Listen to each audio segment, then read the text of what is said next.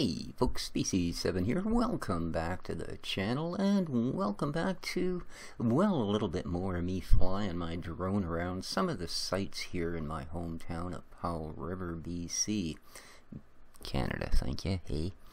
And, yeah, first place, this is Sultry Bay Provincial Campground. Well, Provincial Park. It's not so much a campground as it is a boat launch. There is a little bit of camping further up the beach, but this is a very sort of special boat launch, as the very first time I ever got to go out on salt water, it was right there at that concrete ramp. Yes, indeed. We actually dragged our boat out here all the way from Ontario. This is back in 1970. Give you an idea how long I've been kicking about. And we launched our boat there, and I got to try something called cod jigging.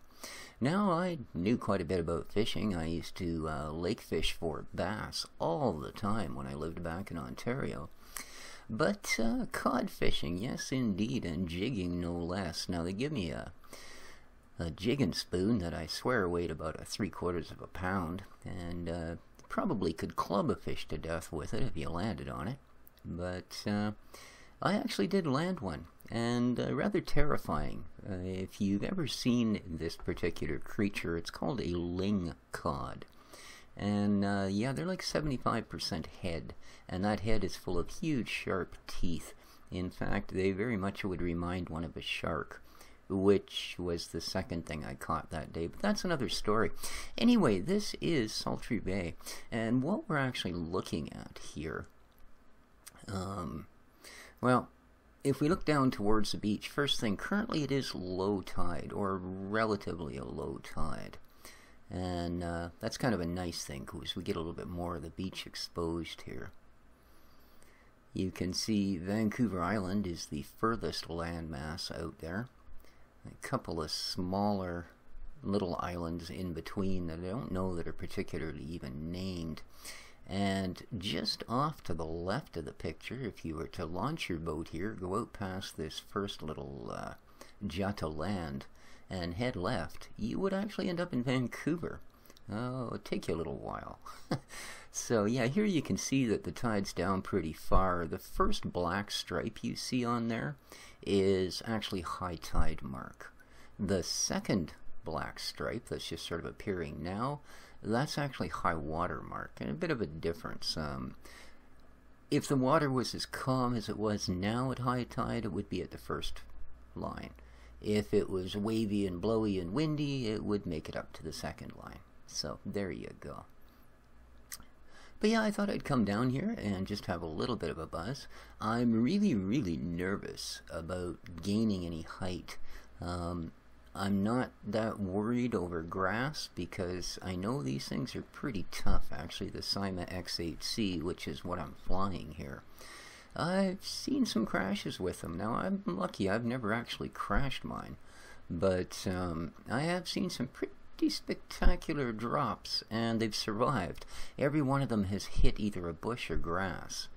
Dropping one of these on concrete, I have a feeling, or asphalt, I should say, would likely blow it the heck up.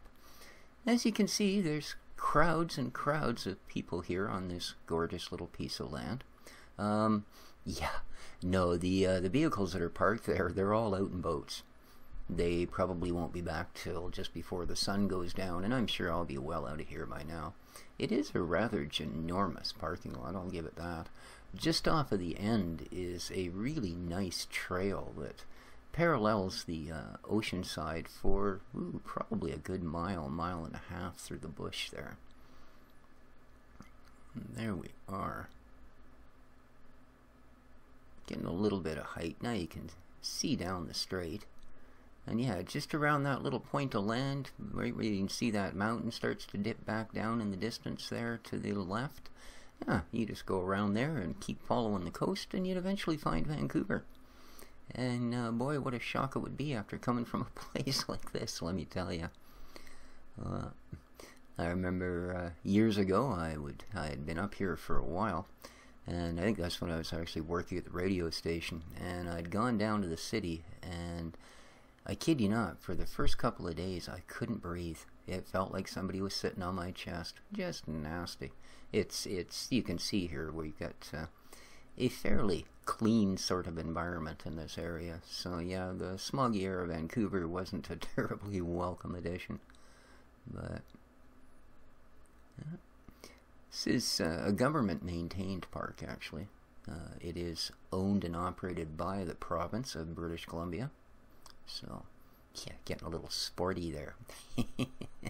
Not exactly great for filming, but... Oh, here we go. This is called a droney. Yeah, kind of like a selfie, except your camera's flying over your head. Oh, another raven pitching into the beach there.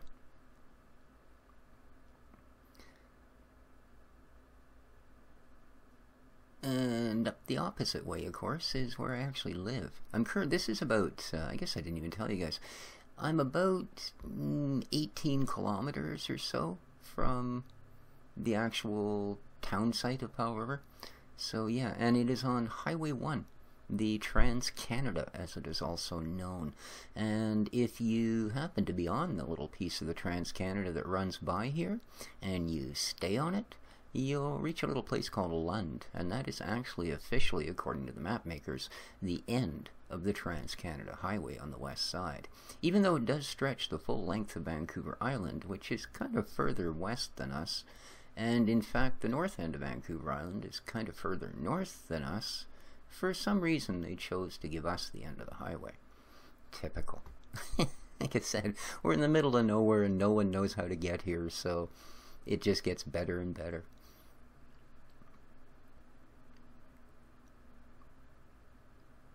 And of course another droney. You sort of can't help get yourself in there with these huge wide-angle cameras. Even when you think you're pointing straight out, you're still catching ground. So, the beautiful calm day. And hopefully, guys, when I actually get a little bit more proficient, shall we say, I'll be a little more willing to, you know, maybe fly it out over the water a little bit and get a bit better view up and down the coast here. But I'm still pretty nervous. Like I said, my little purple car over there didn't quite cost me as much as the drone and the camera put together. So, and quite frankly, I wouldn't even consider flying my car 60, 70 feet above the parking lot on even a good day. No. And yeah, we are up a fair height, as you can see, but once again, it's like, basically, if you want to get yourself above the trees, yeah, you can see how small my car is. You go to get this thing to a point where you pretty much can't tell which end is up on it anymore. And being a pretty much blind old man as it is, I can do that from 20 feet away, leave alone 100 meters, which is the kind of height you can get with this. Although I haven't tested it myself, I have seen it tested. I know that it does do that, but yeah.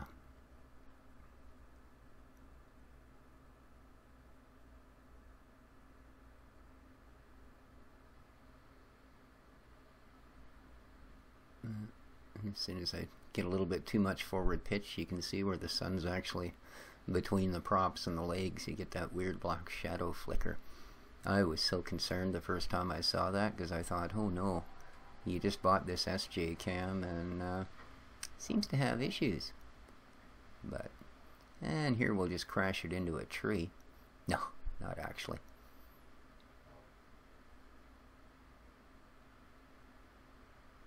I was actually just kind of curious as to what sort of detailing I could get on this.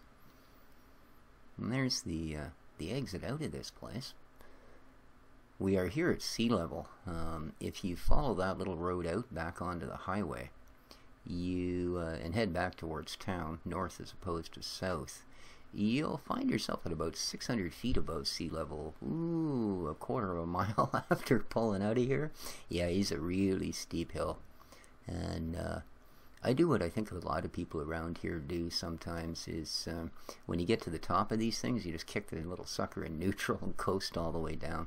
It's all a part of being that whole cheap thing, you know. Oh, look, that doesn't cost near as much gas. See, this thing actually moves along pretty good. It covers the distances. I'm really happy with it. If anybody's looking to get into this hobby, I would certainly recommend The X8C has a stable, really, really good, solid flyer. And it will carry a fairly chunky camera package. You know, right down to I have actually seen them fly. Now, my camera doesn't weigh as much as a GoPro, although it is a GoPro clone. But I have seen them fly with GoPros and, whoops, I guess we're going to move to the next site, as well as the gyro stabilizers for the camera on them as well. So they will pack the weight. Now, here we are.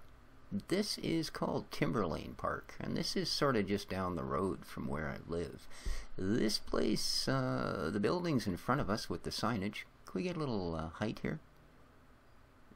Dude, it's a stick on the left. There you go. The buildings in front of us are actually the cadet barracks. There's Sea, Air, and Army all have their barracks here. That odd, really tall, greenish thing in the background there, hopefully this weirdo I hire as a pilot will get us a little closer. Not right now, no. But anyway, that's a rappelling tower. And that's where I first learned to rappel. If you've never done it, it's an amazing sport. Yeah, it takes a little bit of cojones the first time you back yourself over a cliff, I'll give it that, because of course once they trained us on the tower, the first thing they did was run us up the lake and go, alrighty, this is why we taught you how to do that. Yeah, but we even learned Aussie style, where you run face first. But anyway, off in the distance there, it's a little bit dark, it's kind of odd considering it is a reasonably nice day, is a track that was just recently built and caused a lot of controversy. I think it was built as much for political reasons as it was as a track. It's about as busy right now as it ever is, and I think there's 2 people on it. One of them's walking their dog. Because we have a really sort of high-end, nice sports complex that was built here years and years ago that includes an indoor track, a couple of indoor pools, Olympic size, a couple of skating rinks, you know, games rooms, training rooms, on and on and on.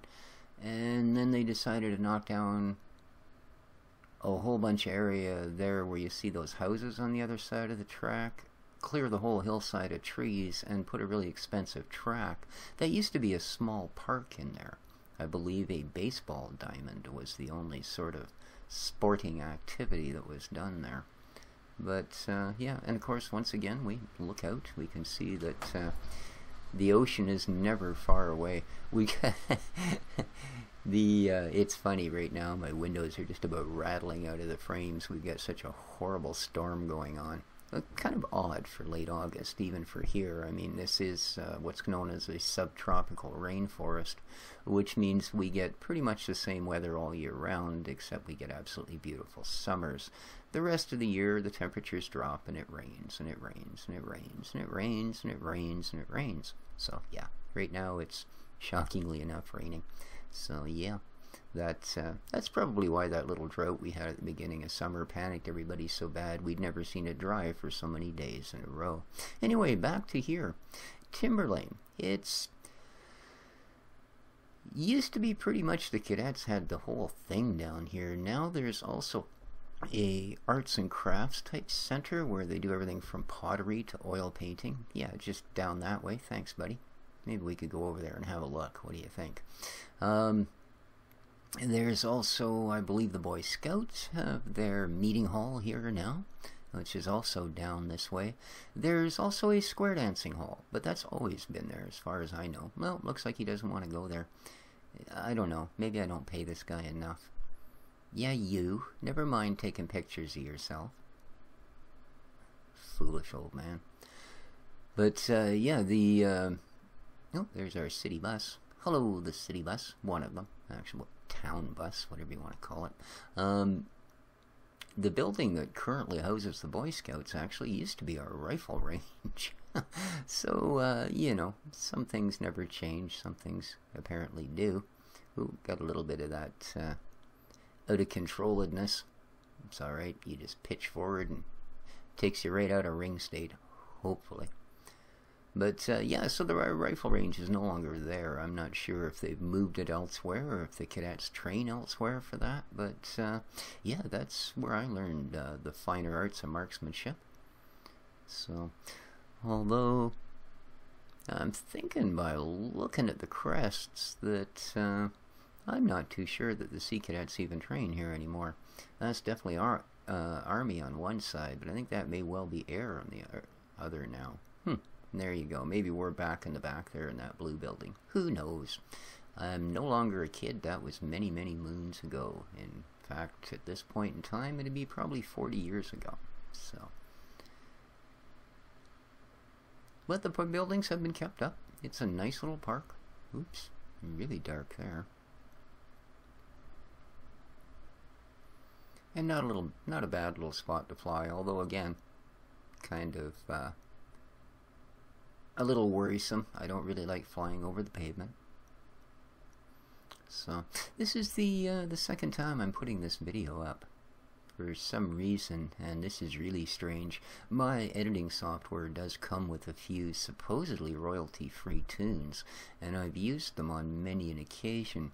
The new version of my editing software, and I think this is the second time I've used it, came with some new tunes, and I used them as a background audio behind my voice, and wow, as soon as I clicked save changes on my video when I was uploading it to YouTube, I got slammed with an immediate copyright notice. So I'm not too happy. I've been to the Editing Suites forum and left word of my unhappiness, as it were. So we'll have to see what comes of it. So sorry you don't get to listen to all the cool tunes that I had on it the first time. I'm actually going to I've had to remove all of the audio completely because I mixed the voice track and the audio track. So what can you do? But there you are. See how you can see that repelling tower's got a fair bit of height. I believe it's 40 feet is what you're doing. And yeah, the first time you lean over that sucker face first, you get a little bit of a chill. Ooh-wee. You do indeed, but repelling, like I said, it is quite a sport, and if you ever do get an opportunity to do it with someone who has been trained properly, of course, it's not something to just take on lightly. I highly recommend you take the plunge, as it were. Ooh, it's windy out there. Oh, I actually touched there for a second. Oops. Come on, go down the field.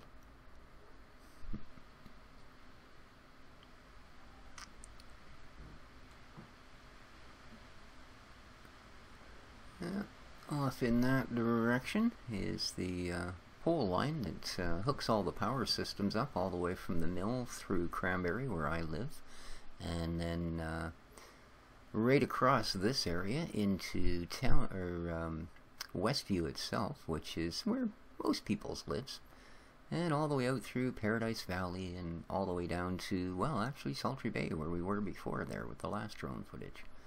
So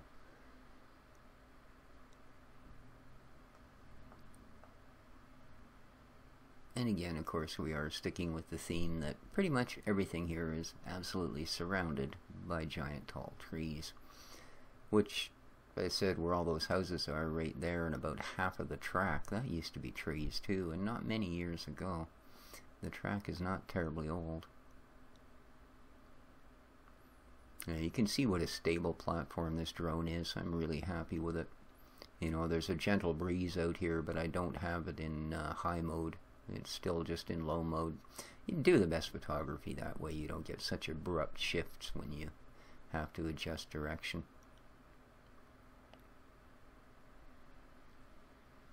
And that mountain you just saw off in the distance there between the trees, that's actually at the back side of Powell Lake. So, and, well, Powell Lake, we got to see pretty much where that was on my first drone video, where I was actually up at the mill and we looked from there. I also have some footage from down by the mill pond itself, but not done from the drone because there's not really anywhere to launch it there. There's a little tiny beach, but, well, you'll see from the footage. I will post that at some point as well. So I think we got about a minute to go here. So I'm going to say, if you enjoy the drone videos, I know these ones weren't the most exciting, but please hit the like button. Feel free to share and to favorite if you would. Really helps out the channel. Gets the word around a little bit that I do exist. And of course, above all, well, take care of each other, folks. This has been Species 7, showing you a little bit more footage around my hometown of Powell River, British Columbia, Canada, from my drone. So, till next time, guys, I'll leave you with the rest of the footage to run out, and say ciao for now.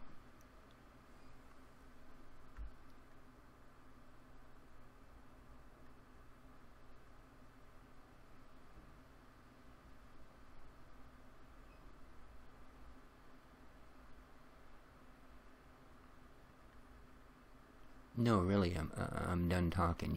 You can stop the movie now. Come on, roll the credits. I tell you.